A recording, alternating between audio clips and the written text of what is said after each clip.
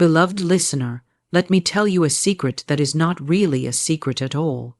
Words create worlds. The tongue holds the power of life and wealth, and I discovered that my fortune began not in a bank, but in my mouth. I stood in the valley of lack and lifted my voice. I declared, I am a multi-millionaire. My pockets laughed at me, my circumstances mocked me, and yet I spoke. Day after day, in the quiet of my room, in the bustle of the street, I crowned myself with the wealth of my words. I was not waiting for evidence, I was establishing it, for the unseen hears before the seen obeys. I am is the greatest declaration given to humanity. When you say I am poor, you bind yourself to poverty. When you say I am wealthy, you align yourself with infinite supply. I chained my destiny to wealth by fastening it to I am. My speech was no idle chatter, it was law in motion. Do you know what happened? The outer world resisted, bills piled up, doubts crept in, but I had learned a higher principle. Circumstances are shadows, the spoken word is substance. I refused to bow to appearances. I kept declaring. I kept standing in the unseen wealth until the seen began to tremble. Every word was a seed. Every affirmation built a structure in the invisible. And soon doors opened. Opportunities flowed. Men and women, ideas and favor, all came rushing as if my voice had summoned them. And indeed it had, but let me tell you, words alone are not enough if they are loose and undisciplined. I learned to guard my tongue like a treasure chest. No more careless phrases of lack, no more idle complaints. Only wealth words, only life words. The moment I spoke lack, I cancelled abundance. The moment I spoke abundance, I cancelled lack. I chose abundance. With my words, I painted pictures in the mind, and with my feelings, I breathed life into those pictures. Wealth was no longer a dream. It was my reality rehearsed in the invisible. And then came the whispers of inspired action, small instructions, divine nudges. I obeyed them, and they carried me step by step into greater prosperity. And oh, how gratitude sealed the journey. Every declaration ended in thanksgiving. I gave thanks for money not yet in my hand, as though it were already mine. I praised, I rejoiced, I expected. Gratitude proved possession. Expectancy pulled tomorrow into today. Now I stand before you, not as one who stumbled upon riches, but as one who created wealth by speech. My millions were first spoken, then manifested. I am living proof that words are the architects of fortune. So hear me well. Speak life, speak wealth, speak with conviction. Refuse to bow to appearances. Guard your words, feel them deeply, obey the nudges, and give thanks as if it were already done. And soon, you too will say with certainty, I am a multimillionaire because I spoke it into existence. The power of the spoken word is the greatest treasure hidden in plain sight, a force so immense that few dare to grasp it fully. Every word that escapes the lips is more than sound. It is vibration, it is energy, it is law in motion. Words are not idle decorations to conversation. They are seeds cast into the soil of the universe, and each seed contains within it the exact harvest it will bring. When one speaks of lack, they plant lack. When one speaks of wealth, they summon wealth. Life bends to the authority of speech, because the spoken word is the creative command that shapes reality. From the beginning of time, creation itself was spoken into being. Light did not appear because it was imagined silently. It came forth at the command of a word. The same principle that set stars ablaze is alive in every man and woman today. To say, I am strong, is to call strength to attention. To declare, I am weak, is to summon weakness. Words do not float into nothingness. They find form, they build substance, they attach themselves to circumstance. The world one inhabits is but the echo of words spoken yesterday, and the world that will come tomorrow is already being built by the words spoken today. Consider how easily the tongue can deceive a person into ruin. A casual word of fear, a careless word of doubt, an idle complaint. They may seem harmless, but the law of words does not rest. It obeys every utterance with impartiality. Just as gravity does not choose who it will favor, so the creative power of speech does not discriminate between blessing and curse. It simply produces. That is why discipline of the tongue is discipline of destiny. He who governs his words governs his future. She who aligns her speech with abundance aligns her life with abundance. When the lips repeat affirmations of truth, the invisible world stirs. Opportunities move into position. Doors begin to open. People appear as if summoned by unseen hands. And yet, to the untrained eye, it may seem like coincidence, chance, or luck. But nothing is luck. It is law. The word goes forth, and law responds. The word calls, and reality answers. The power of the spoken word is not about loudness of voice, but about the certainty of spirit.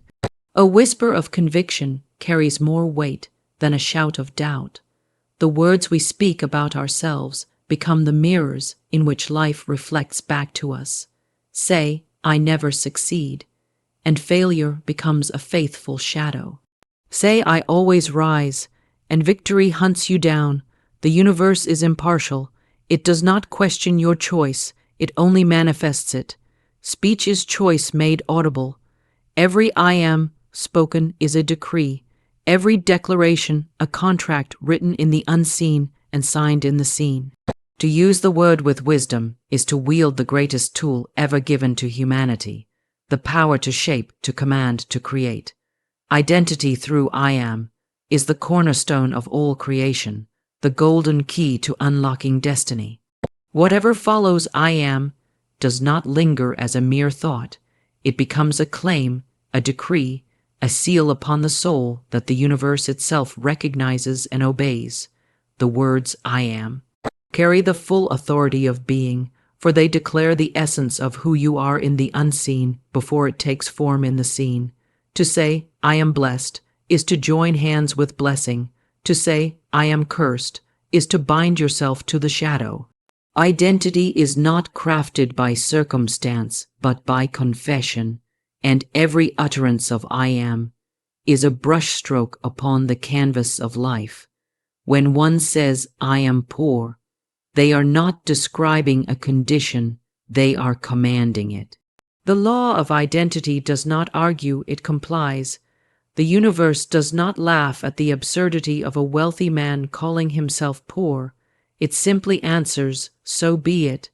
And when a poor man dares to speak, I am rich, though his pockets are empty, though his hands tremble, though the world mocks him, he has set the wheels of wealth in motion, because identity precedes possession. You cannot possess what you do not first claim as your own. The phrase I am is not weak, it is divine. It is the voice of power announcing itself. Every being carries it within, yet few recognize its authority. Many squander it on trivial complaints, attaching their essence to sickness, failure, fear, or limitation. They say, I am tired, I am unlucky, I am not enough, and each word digs a deeper trench for the soul. Yet the one who guards the tongue and shapes I am, with wisdom rises like an eagle, for they understand that identity creates experience. It is not enough to think wealth, one must speak it. It is not enough to dream of strength, one must declare it. Speech solidifies identity. Thoughts may waver and drift like clouds, but words are lightning, charged, sharp, undeniable. When you attach greatness to I am, greatness attaches itself to you. When you attach peace to I am, storms dissolve and calm floods your path. You do not become wealthy, strong, or wise by striving, but by declaring the truth of your being until the outer world bows to the inner claim. Every master of destiny has understood this. They spoke their future into their present by fastening their soul to an identity greater than the evidence before them. I am whole, said the sick. I am free, said the captive. "I am victorious," said the outnumbered, and life, unable to resist the authority of identity, reshaped itself in obedience, for to declare "I am" is to call forth the infinite power of being, and to shape yourself not as the world names you, but as heaven itself has ordained you. The law of assumption is the invisible hand that molds reality into shape, a principle so simple that many overlook it, and yet so powerful that it governs every outcome of life. To assume is to take possession in consciousness before it is seen in the physical world. It is to dress the unseen with certainty and to walk as though the unseen were already substance. Assumption is not wishful thinking. It is not idle daydreaming. It is the bold act of claiming the invisible as the inevitable. When one assumes wealth, wealth is summoned. When one assumes health, health quickens the body.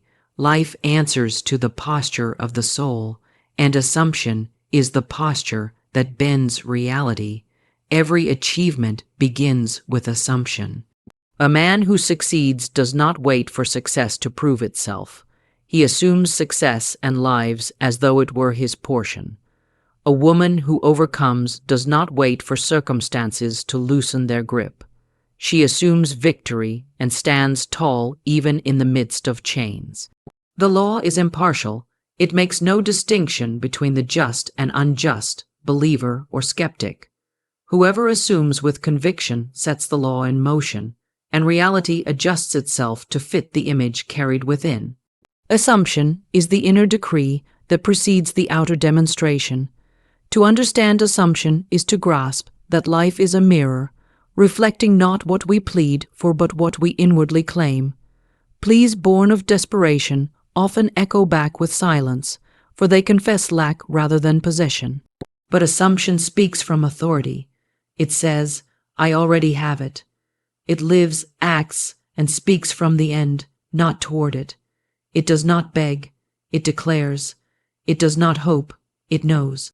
The one who assumes has already crossed the finish line in consciousness, and the world must rush to arrange itself accordingly. Doubt cannot coexist with assumption. The two are enemies. Doubt stands at the door, demanding evidence, while assumption enters boldly, demanding manifestation. To assume is to turn away from appearances, to close the eyes of the flesh and open the eyes of faith. When you walk in assumption, the world may laugh, circumstances may sneer, and logic may mock, but the law cannot be mocked. Whatever is claimed inwardly will clothe itself outwardly in due time. Assumption requires imagination, for the inner world must first be painted in color and detail, but imagination without assumption remains a shadow. It is the act of taking that image, wrapping it in certainty, and saying, "This is mine, this is me, this is now," that births results. Feel it, live it, walk in it, and the unseen must give way to the seen. Life cannot deny the one who assumes, for the law was written into the foundation of creation itself. So powerful is assumption that even without conscious awareness, it governs lives. Those who assume failure, though they never admit it aloud, see failure shadow every step. Those who assume rejection experience it again and again. Yet the moment assumption shifts, destiny shifts. To assume differently is to choose differently, and to choose differently is to live differently. The law waits only for the command of the heart.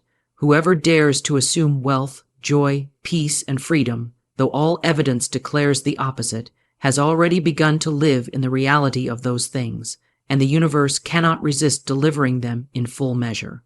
The invisible blueprint is the hidden architecture of life, the unseen pattern that shapes the visible world long before it is revealed. Nothing appears by accident. Nothing comes forth without first being fashioned in silence. Every building begins with a plan drawn on paper, but every destiny begins with a plan drawn in the spirit. Words, thoughts, and feelings are the architects, and they work tirelessly to sketch, frame, and construct the blueprint of experience. What you see with your eyes is only the shadow of what has already been established in the invisible realm. To change the outer world, you must first alter the blueprint that designs it. When I first understood this truth, I realized that my life had never been random. Every lack I endured, every breakthrough I experienced, was built first in the unseen by the words I spoke and the convictions I carried. The invisible blueprint is impartial. It does not ask whether the design you hold is wise or foolish, abundant or impoverished. It simply builds. If you continually declare, "I can't, I won't, I never," then your blueprint draws walls of limitation around you. But if you dare to say, "I am, I can, I will," the blueprint extends its reach and sketches pathways into greater territory. The invisible does not argue with you, it obeys you. The reason so many struggle is not because opportunity has abandoned them, but because their blueprint was never adjusted. They attempt to renovate the outer world without redrawing the inner plan. It is like trying to change a building by painting its walls while ignoring the foundation. The invisible blueprint must shift first, and once it does, the outer conditions cannot resist falling in line.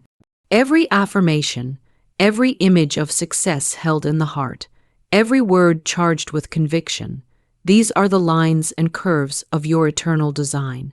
The invisible blueprint works with precision. It gathers people, circumstances, and opportunities that match its design. You may think an introduction was chance, that a door opened by luck, but the truth is that the blueprint you carried summoned it all. It is the magnet, the silent command, the unseen order that directs the visible. Those who understand this truth stop blaming the world and begin building within. They cease waiting for conditions to change and start speaking and imagining the conditions they desire. This blueprint is alive. It responds not only to words, but to feeling. Words spoken without belief sketch faint outlines, easily erased by fear. But words clothed with emotion etch deep lines that cannot be undone. That is why it is not enough to recite abundance while feeling poverty, or to declare health while imagining sickness. The invisible blueprint honors the strongest imprint, whichever thought or feeling is most alive within you. Therefore, the wise guard their speech, their imagination, their emotions, knowing that every moment they are drafting tomorrow's reality. What an extraordinary gift this is, that the unseen bends to us, that the eternal design is not fixed but responsive. No one is trapped by fate. They are only trapped by their own blueprint. And the moment they dare to speak differently, to feel differently, to imagine differently, the blueprint redraws itself. And once it is redrawn, the world itself must follow. The invisible blueprint is the promise that nothing is final, nothing is permanent, except that which you continue to design in the silence of your own being. Faith against circumstances is the unwavering torch that lights the path when every outward condition screams defeat. It is the refusal to bow before appearances, the holy defiance that says, though it looks impossible, it is already mine. Circumstances are deceptive. They parade themselves as permanent. They shout loudly as though they hold the final word, but they are nothing more than shadows cast by yesterday's thoughts and spoken words. They change, they dissolve, they rearrange themselves at the command of faith. To live by circumstances is to live as a slave to illusion, but to live by faith is to live as master of destiny. When I spoke abundance into my life, the evidence mocked me. My bank account was empty, bills piled upon my table, and yet I declared, I am a multi-millionaire. The world laughed at such audacity, but faith is not concerned with the laughter of men. Faith is loyal only to truth, and truth says that the inner word precedes the outer manifestation. Every time I chose to hold faith above appearance, I was chiseling away at the prison of lack. The bars of limitation bent beneath the pressure of belief until they snapped and gave way to freedom. Faith does not ignore circumstances. It simply refuses to be ruled by them. It looks directly at the storm and says, "Peace, be still." It gazes at emptiness and proclaims, "This is the ground of overflow." Faith sees beyond the immediate. It peers into the eternal. Where the natural eye sees nothing, faith sees a harvest ready to burst forth. This is why those who cling to circumstances remain bound, while those who cling to faith rise above. Understand this: circumstances are not creators, they are creations. They are the fruit, not the seed. To let them dictate your speech is to give power to a result rather than to the law that produced it.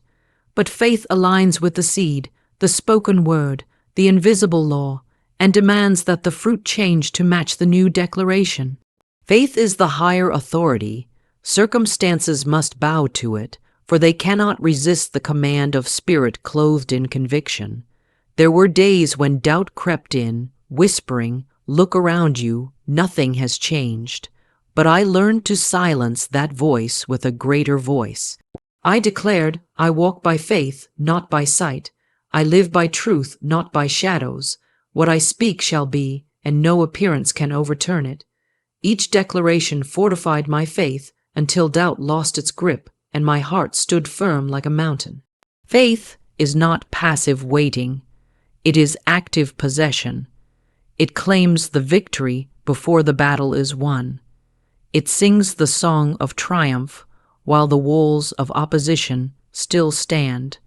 It rejoices in abundance while the wallet is thin. This posture confuses circumstances, for they are used to being obeyed. But when confronted with unwavering faith, they crumble and reshape themselves. Faith speaks, acts, and feels as though the promise were already fulfilled, and the world has no choice but to conform. So let every circumstance rise up against you. Let lack sneer, let sickness roar, let fear attempt its threats. Stand firm and declare, "I am greater than this. I am already victorious. I am what I speak." When faith holds steady, circumstances become clay, molded by the hand of your conviction. In time, the very conditions that opposed you will testify to your triumph. For faith is the power that outlasts, outshines, and overturns every appearance. Guarding the tongue is the safeguard of destiny, for the tongue is the rudder of life. It may appear small, a mere instrument of speech, yet it steers the course of abundance or lack, joy or sorrow, victory or defeat. Every careless word is like a spark, and sparks can burn down entire forests of possibility. Many speak themselves into poverty without realizing it, declaring daily, "I can't afford this, I'll never have enough, life is hard." And though they think these words harmless, the law of speech does not recognize humor or habit. It only recognizes command. The universe records every utterance, and the tongue, unguarded, can sabotage the very blessings that have already been set in motion. I learned this lesson through hardship, when I spoke against my own good without meaning to. In moments of frustration, I said words of lack, words of failure, words of despair. Each word seemed to vanish into the air, yet soon enough, I began to walk in the very shadows I had spoken. It was then that I realized the tongue does not play, it creates. Once I awakened to this truth, I made a vow to guard my mouth as one guards a treasure chest. I chose to speak only that which built, blessed, and beautified my path, for I understood that my tongue was the brush painting the canvas of my tomorrow. Guarding the tongue requires vigilance, for habits of negative speech run deep.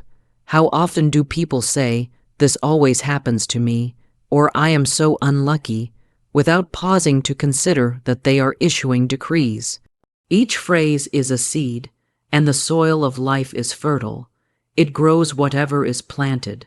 To say, "I am tired," again and again is to bind oneself to weariness. To say, "I am strong," even in weakness, is to summon strength from the unseen. The tongue does not merely report reality, it shapes it. That is why silence is often safer than speech, for silence harms nothing, but rash words can build walls one must later tear down. Guarding the tongue is not about fear, but about discipline and wisdom. It is knowing that words are powerful tools, not toys. Just as a craftsman handles his tools with care, so must we handle the tool of speech with precision. This does not mean one never acknowledges a challenge, but that one refuses to glorify it with constant declaration. Instead of saying, "I am drowning in debt," the guarded tongue says, "I am rising into abundance." Instead of declaring, "I am sick," it says, "I am healing, I am whole." The tongue shifts the energy, and the shift in energy summons new outcomes. There is strength in restraint. A guarded tongue refuses to complain, refuses to gossip, refuses to spread fear. It becomes an instrument of blessing, speaking words that lift, encourage, and inspire. With each guarded phrase, the future is secured. With each chosen declaration, wealth, peace, and joy are invited closer. The guarded tongue not only protects one's own destiny, but becomes a fountain of life for others, for words spoken to another carry the same creative weight. To say to someone, "You are capable, you are worthy, you are loved," is to plant seeds in their blueprint, seeds that may blossom into miracles. Guarding the tongue is the art of mastery. The one who conquers their speech conquers their life. For if you can command your words, you can command your world. Each sentence becomes a decree of power. Each declaration, a step toward destiny fulfilled. And so the wise guard their tongue as the most precious of treasures, for in it lies the power to destroy or to create, to diminish or to multiply, to curse or to bless. To guard, it is to guard your very life. Visualization and feeling are the twin engines of creation, the inner fire that gives life to the spoken word. Words without vision are like seeds cast upon stone. They hold power, but they lack the soil in which to grow. Vision is that soil. It is the unseen picture drawn upon the canvas of imagination, the vivid image of what already exists in the realm of spirit. When the mind beholds a clear picture and the heart embraces it with feeling, the universe cannot help but answer. For thought is form, and feeling is fuel. Together, they form the magnet that draws the invisible into manifestation. When I declared wealth, I did not simply repeat empty phrases. I closed my eyes and saw myself walking in the life I had spoken. I saw the keys of homes resting in my hands. I saw accounts overflowing. I saw myself clothed in abundance. But seeing alone was not enough. I felt it. I let joy flood me as though the wealth were already mine. I walked with the dignity of one who lacked nothing. I trained my heart to rejoice in what my eyes could not yet behold. This union of vision and feeling created an atmosphere so powerful that reality itself began to bend toward it. Many speak affirmations but fail to unite them with imagination. They speak, "I am prosperous," while inwardly seeing lack, while inwardly feeling doubt. This is divided power, and a divided power produces delayed or distorted results. But when word, vision, and feeling harmonize, creation is inevitable. It is as though heaven itself rushes to confirm the agreement. For imagination is the womb of manifestation, and feeling is the heartbeat that brings the child to life. Visualization is not idle daydreaming. It is disciplined creation. It is choosing, again and again, to picture the highest outcome rather than the darkest fear. It is rehearsing success in the unseen until the seen must conform. And feeling is not pretending, it is embodying. It is lifting your soul into the vibration of gratitude, joy, confidence, and certainty. These feelings are not merely emotions. They are frequencies that call forth matching realities. To feel wealth is to live in the frequency of wealth, and wealth, by law, must appear. I remember days when the outer world opposed me, when lack stared me in the face. Yet in the stillness, I built another world within. I visualized myself free, victorious, radiant. I felt the relief, the thrill, the celebration as though it were already done. And each time I did, I strengthened the invisible blueprint. Slowly but surely, the outer world began to take shape around my inner vision. What was once only a picture became experience. What was once only a feeling became fact. Those who master visualization and feeling no longer live as victims of chance. They walk as creators, knowing that life does not happen to them, but through them. They know that to picture abundance and to feel its joy is to guarantee its arrival. They understand that vision and feeling are more real than circumstance, for circumstances shift, but the inner image, once established, is eternal until fulfilled. So, let your words be clothed with vision, let your vision be saturated with feeling, and let your feeling radiate with gratitude. This is the sacred formula by which the unseen is made seen, by which dreams step into daylight. He who can see it and feel it, though none else believe, will surely live it, for visualization and feeling are the very heartbeat of manifestation. Obedience to inspired action is the bridge between the invisible and the visible, the divine whisper that carries you from vision into fulfillment. Many speak the word, many visualize, many feel with intensity, yet they stop short when the call to act arises. They dismiss the small nudges, the inner promptings, the sudden ideas that flash like lightning across the mind. But these are not accidents. They are the instructions of the infinite, the exact steps that lead to the manifestation already waiting in the unseen. To ignore them is to delay destiny, but to obey them is to unlock the treasure house of miracles. When I spoke wealth into existence, I was not merely sitting idle, waiting for gold to fall from the heavens. I listened. I paid attention to the quiet guidance that came as a thought, a dream, or an urge so subtle it could have been missed. Sometimes it was an idea to call someone, sometimes to step into a room I had never considered, sometimes to create, to offer, to give. Each act seemed small, almost insignificant, but obedience to those divine impulses created a chain of events that no human mind could have orchestrated. One door led to another, one connection to the next, until I stood in the very reality I had envisioned. Inspired action is unlike forced effort. Forced effort strains, struggles, and resists, but inspired action flows with grace. It carries with it a sense of knowing, a quiet certainty, even when the outcome is unseen. You may not understand the full picture, yet the act feels alive, urgent, radiant with purpose. That is the difference. It is not born of fear or desperation, but of faith. It is the echo of your own declaration, guiding you toward its fulfillment. Those who fail to act upon inspiration often find themselves circling the same mountain, repeating affirmations yet seeing no change.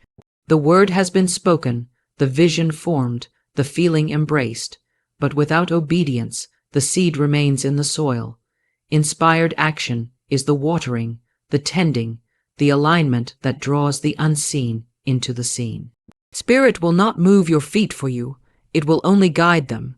Your role is to listen and obey, even when the step seems small, even when logic protests. There were times when the actions I was prompted to take made no sense to reason. Why give when I barely had enough? Why step into ventures that seemed uncertain? Why trust doors that appeared fragile? And yet, every time I obeyed, unseen forces aligned. Provision came from unexpected places. Opportunities opened as though the world itself had been waiting for my yes. Obedience proved to be the golden key, unlocking blessings that no effort alone could have secured.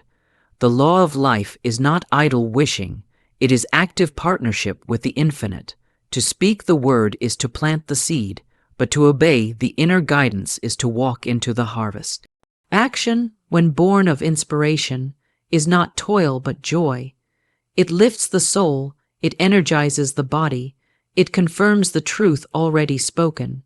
Each act becomes a testimony that the word is alive, that heaven and earth are conspiring in your favor. So do not harden your heart when inspiration comes. Do not dismiss the quiet whisper as imagination, for imagination is the very language of spirit. Rise, move, obey, for the miracle is not only in the vision, it is in the step you take toward it. When you align your words, your feelings, and your actions with divine instruction, nothing can withhold from you the life you have spoken into being. Obedience to inspired action is the final proof of faith, and through it, every dream must find its form. Gratitude and expectancy are the twin pillars upon which lasting abundance rests, the sacred posture of the soul that keeps the door open for miracles to flow without ceasing. Gratitude is the acknowledgement that the gift has already been given, while expectancy is the unshakable assurance that more is on its way. Together, they create a magnetic force so irresistible that blessings cannot help but gather around the one who holds them. To live without gratitude is to live blind to the riches already present, and to live without expectancy is to shut off the future supply. But to hold both is to walk in a constant stream of divine provision. When I first spoke wealth into being, I understood that gratitude was not something to be reserved for later, after the manifestation appeared. Gratitude was to be felt now, in the midst of lack, as though the tables were already overflowing. Each morning I rose and gave thanks, not for what I hoped to see, but for what I already knew was mine in the unseen. Gratitude aligned me with abundance. It shifted my focus from emptiness to fullness, from waiting to receiving. Even before the evidence arrived, my heart was rich, and that richness drew forth the visible proof. Expectancy, on the other hand, was the fire that kept the vision alive. Expectancy is not idle wishing, it is active knowing. It is walking to the mailbox with the assurance that good news awaits. It is stepping into each day with the certainty that doors will open. It is moving as though the promise is inevitable. Expectancy kept me alert, ready, open to opportunities that others overlooked. Where another might have seen coincidence, I saw confirmation. Where another hesitated, I stepped boldly, for I knew the universe had conspired on my behalf. Gratitude and expectancy are not mere emotions. They are states of being. Gratitude roots you in the present, anchoring you in the awareness that you are already blessed. Expectancy lifts your eyes to the horizon, assuring you that greater blessings are rushing toward you. Gratitude keeps the channel open by honoring what has arrived, and expectancy keeps the channel flowing by drawing in what is yet to come. When the two are combined, life becomes a continual unfolding of favor. There were times when circumstances tempted me to complain, to fear, to doubt, but I learned that complaint shuts the heavens, while gratitude keeps them open. Fear halts the flow, while expectancy accelerates it. So I chose again and again to give thanks and to expect more. When little came into my hands, I blessed it, and it multiplied. When opportunities appeared small, I gave thanks, and they expanded. When blessings arrived, I rejoiced, and more followed swiftly. Life itself seemed eager to meet me with goodness, because I had made myself ready through gratitude and expectancy. Gratitude is the song of the soul that tells the universe, I see the gift, I cherish it, I honor it. Expectancy is the declaration that says, this is only the beginning, for more is unfolding even now. One without the other is incomplete. Gratitude alone can stagnate, turning into mere contentment without growth. Expectancy alone can become restless longing. But together, they form the perfect balance, joy in the now, hope in the future, and certainty in the unfolding abundance of life. So let your heart be full of thanksgiving for what already is, and let your spirit burn with expectancy for what is to come. Walk as one who already has, and yet as one who knows greater treasures are on the way. For in the law of life, gratitude magnetizes and expectancy multiplies. He who lives in both will never lack, for heaven itself rushes to meet the soul that gives thanks and believes more is inevitable. A living testimony is more than words spoken. It is life itself transformed into evidence of divine law in action. It is the visible proof that faith, spoken word, vision, and obedience are not empty philosophies, but forces that shape reality.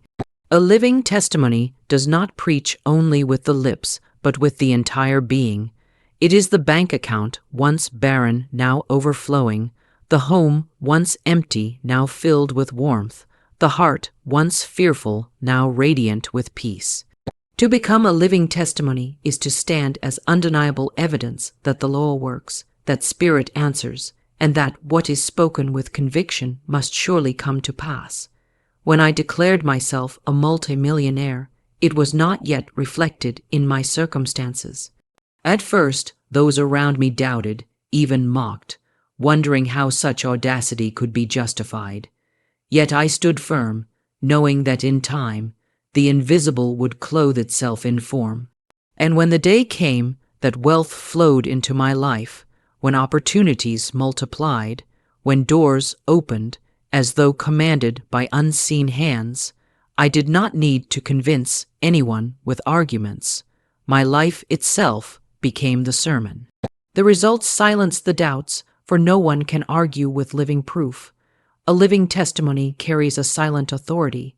It does not need to strive for validation, because manifestation itself is validation. People may resist theories, they may reject teachings, they may argue with words, but they cannot dismiss what stands before their eyes. To live as a testimony is to embody the truth so fully that your very presence becomes inspiration. Your very story becomes prophecy fulfilled. You become a mirror in which others see possibility, a beacon reminding them that what worked for you can work for them. This is why the journey is not only for yourself. Every declaration you make, every word you speak into law, every vision you hold, is not merely for your personal gain. It is to become a testimony that uplifts others. For when your life radiates abundance, peace, health, and joy, you awaken others to the truth that they too hold the same power. Your testimony becomes a seed of faith in their hearts, a spark that ignites their own transformation. But understand, being a living testimony does not mean perfection or a life without struggle. It means victory in the face of struggle. It means demonstrating resilience when the world expects defeat. It means holding faith when fear tries to dominate. It means proving by your own life that the spoken word is stronger than circumstance, that vision is greater than appearances, that obedience brings reward, and that gratitude opens the floodgates of blessings. Every challenge overcome is another chapter in the testimony, another layer of power in the story you embody. And here lies the sacred truth. When you become a living testimony, your very existence becomes a magnet for others. People are drawn not to theories but to results, not to speeches but to transformation. They will seek you out, not because of what you promise, but because of what you are. You stand as a witness, as evidence, as proof that the unseen law is more real than the shifting conditions of life. So live boldly, speak truthfully, act faithfully, and give thanks continually. Do this, and your life will not merely tell a story, it will become the story. You will stand as the living testimony that faith works, that the spoken word manifests, that abundance is not fantasy but reality. And long after your words are forgotten, your life itself will continue to speak, echoing through generations as proof that divine law never fails.